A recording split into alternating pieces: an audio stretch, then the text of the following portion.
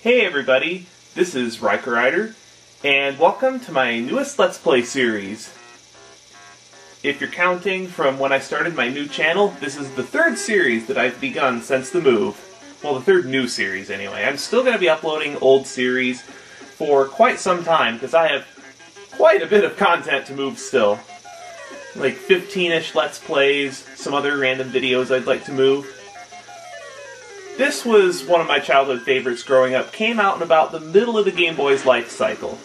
I don't know why Nintendo decided to give this game the subtitle Super Mario Land 3, because Mario only really makes a cameo in this game. The real title of this game is Wario Land, and this actually spawned its own series that made it all the way to the Game Boy Advance era. All 4 games in the series are pretty good, but this game probably offers the most challenge out of the 4. It's a more traditional platformer where, I know in 2 and 3 Wario's actually immortal, and in 4 there really weren't lives or anything. This game is just a good, clean, fun treasure hunt. I'm going to be doing probably 3 stages per video, more or less if the situation at hand calls for it. I'll try to explain the mechanics of the game and your goals as we go, so let's get started. This is the world map screen.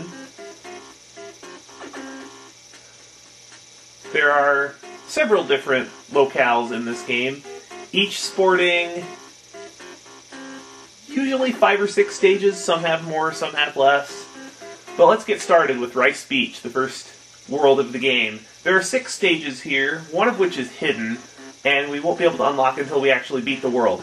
In this update, I'm going to be covering stages 1 through 3, so let's get started with stage 1. I'm playing this particular game on a Super Game Boy for the color enhancements that it offers. Fun fact, the Super Game Boy was actually the first emulator ever produced. And it's a legal one. No, emulators don't have to be illegal. The Virtual Console is an emulator.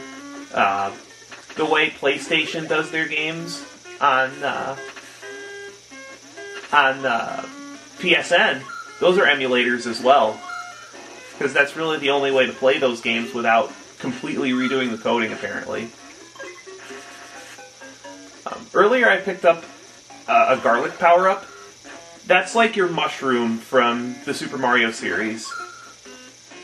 If you take a hit as any form of Wario, you'll become small, and a garlic power-up will restore you to your standard size. If you pick up a second one while you're large, you turn into Bull Wario, which can break blocks with one hit, hang in the ceiling if you hold up, and he can smash the ground, which will create essentially a ground pound effect. And it stuns enemies, flips them over automatically so you can ram them. And ramming enemies is the only way to get coins from them. Coins are very important in this game. Not in the sense that they give you lives, they don't give you lives in this game, unlike pretty much every other, Mario platformer. Coins actually determine the ending you get, so you want to collect as many as you can. Unfortunately, the Bull Helmet will not let you pound face blocks. You have to hit them from below, or you have to slam them with your with the tackle that Wario has in like every game.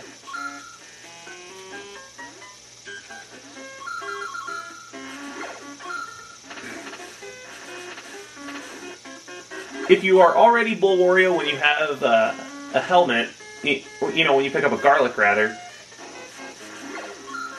it'll give you a heart instead. Each heart pickup you get gives you 10 hearts. Each enemy you kill gives you 1 heart. Every 100 hearts gives you an extra life.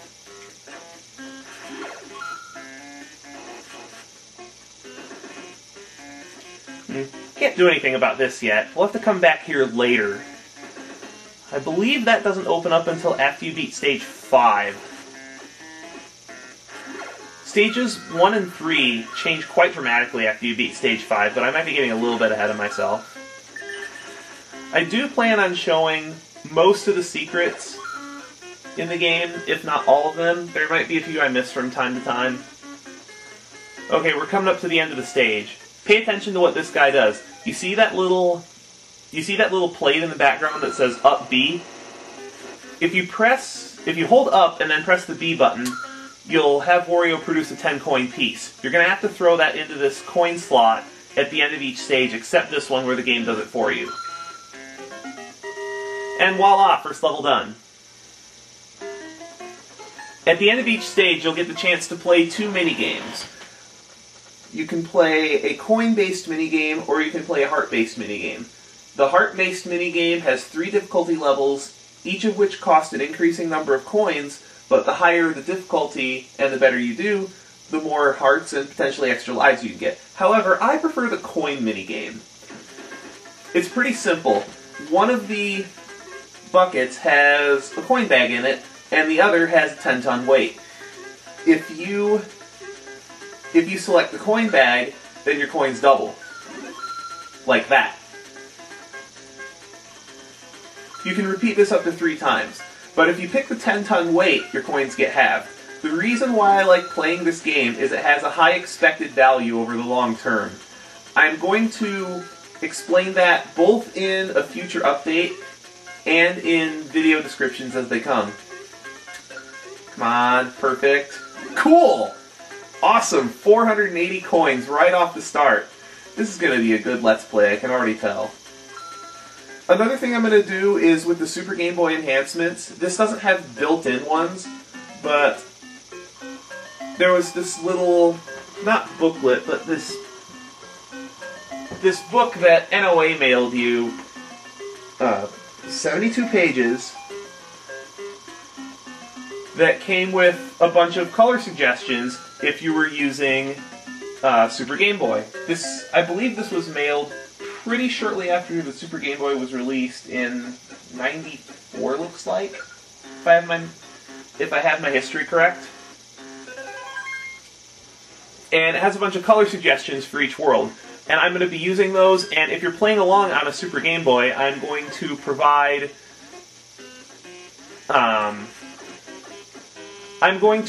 the passwords for producing these color combinations. If you're playing on an emulator such as VBA, you can also recreate what the Super Game Boy does. You're just going to need to know it in RGB format instead of the 12-character password that the Super Game Boy uses. Although that's pretty easy to do, just take a screenshot of the video and get the 4 colors out of it.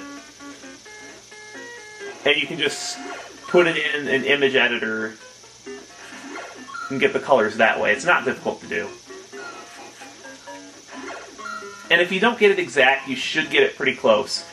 We are going to encounter, I believe, both of the other new power-ups in this stage. One of them I really don't care for because it makes getting coins more difficult, but the other one is the equivalent of the cape.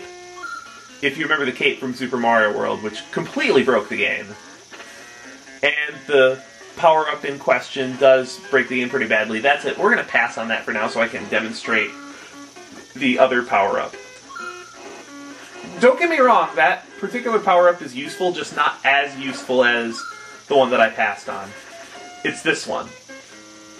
If you grab this particular potion, I want to call it, it transforms you into Dragon Wario. If you press the attack button, you will shoot out a spray of fire, which will kill just about anything. And you can just plow through blocks and enemies like this, but you won't get any coins for it this way. This is the power-up that I like. The Jet Helmet. You can use this to fly short distances, but a trick that I like doing is just as it expires, if you double-tap the fire button, you can actually... what is it? Yeah, if you double-tap the fire button, you can actually restart your climb or whatever it is in midair, and it's ridiculous. You can fly pretty much infinitely this way, and it's not hard to perform at all. That statue I skipped was not the end of the level. If you throw a 10-coin piece into it, you will, what is it? It's a midway marker, essentially. Don't throw me into those spikes.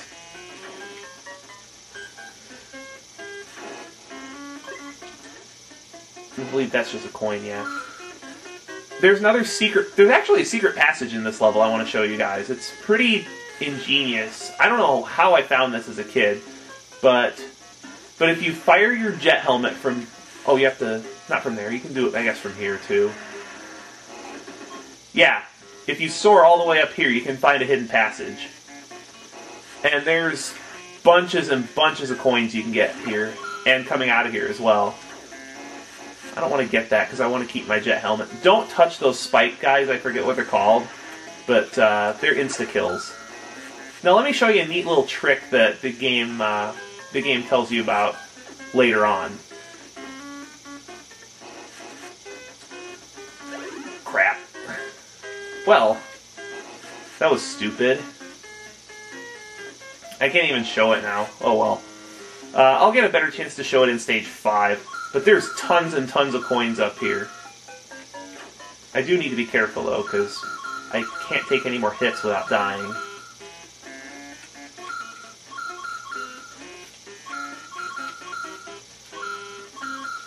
The timer can also be an issue in this stage if you're trying to explore everywhere. I think I'm just going to go to the end of the stage. Yeah. Yeah, you can't charge as Small Wario either, so be careful.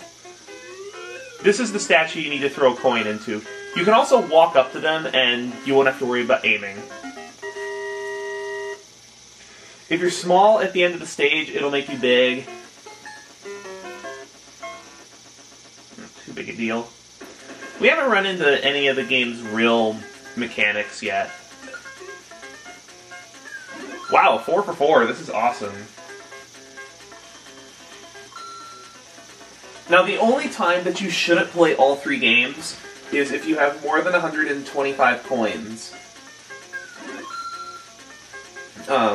If you have more than 125 coins at the start of the first round, then if you go times 4 after the second round, then you should quit because it's not worth losing the coins. Wow, this is very unusual luck. I'm normally not anywhere near this lucky. Although I'll probably have it coming later on.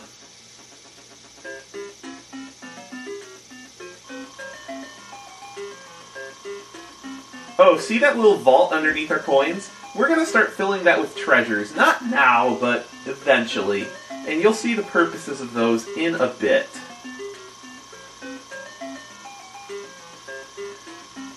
I don't think there are any treasures in the first world that we can get right now. But once we beat the first world, we can come back. Okay, see how that marker is different? How it's got 2 circles instead of 1? There are 2 exits in this stage. There's a secret exit that actually takes us to level 6, but we can't access it yet because Rice Beach hasn't flooded yet. This is the other stage that changes. These crabs are a new enemy. You need to slam them from behind. If you try to slam them face on, you'll take a hit. And if you hit them while they're retreated into their shells from any angle, you'll take damage as well.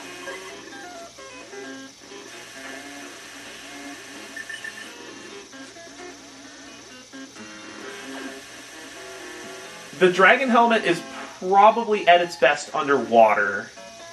I would really like to pick up another power-up, though, so I can start collecting coins. There are invisible blocks, such as right here. Let me get these coins. Hey, notice how that one quicksand goes to the bottom of the screen?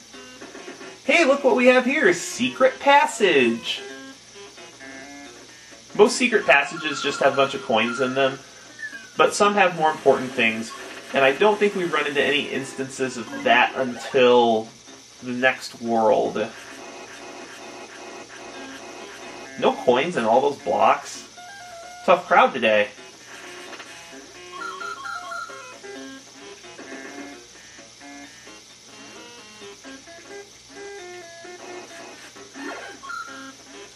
Did I miss anything back here? Yeah, I'm going to try to explore each level as much as I can. There's a lot of hidden stuff in here, tons of replay value.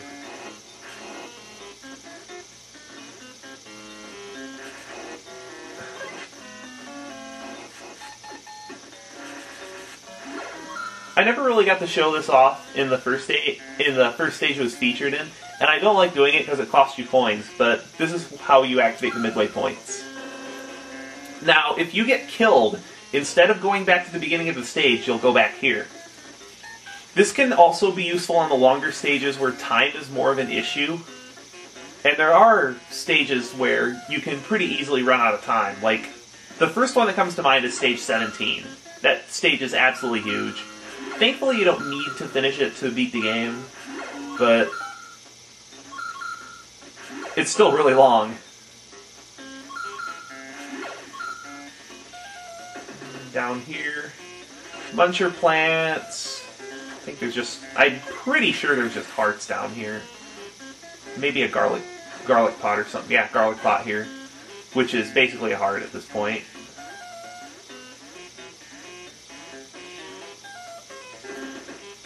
So my folks are a lot more accepting of my channel now that they've seen the influx of revenue and really how the YouTube Partner Program works. I don't think I'll ever get to the point where I'll be able to do near as much as like NCS or any of the superstars are. See, we can't quite get up there yet. But that'll change once we finish this world. Well, here we go. This is the end of the third stage. And that'll about do it. I tell you what, I'll just go ahead and demonstrate the second game. You have 3 courses to pick from. The C course is the easiest, the B course is the middle, and the A course is the hardest. The A course is pretty much luck because of how erratic the enemies move. So I'll play the B course.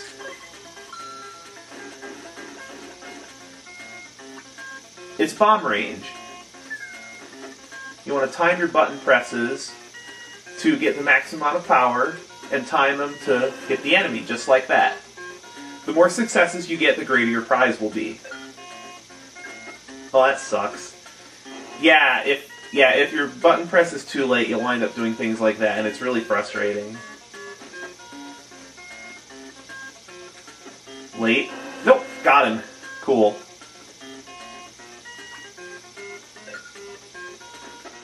If you get it right on, you can hit even the guys in the A courses consistently, but it's very hard to get the gauge all the way at the end. Okay, so 3 successes is 1 extra life. I'll take it. If you get 5 successes in the A course, I think you get like 50 up. It's crazy. I don't think I've ever done it. Well, I think that'll about do it for this update. Join us next time on Let's Play Wario Land when we start Stage 4 with a pretty stark contrast to the last 3 stages. See you next time.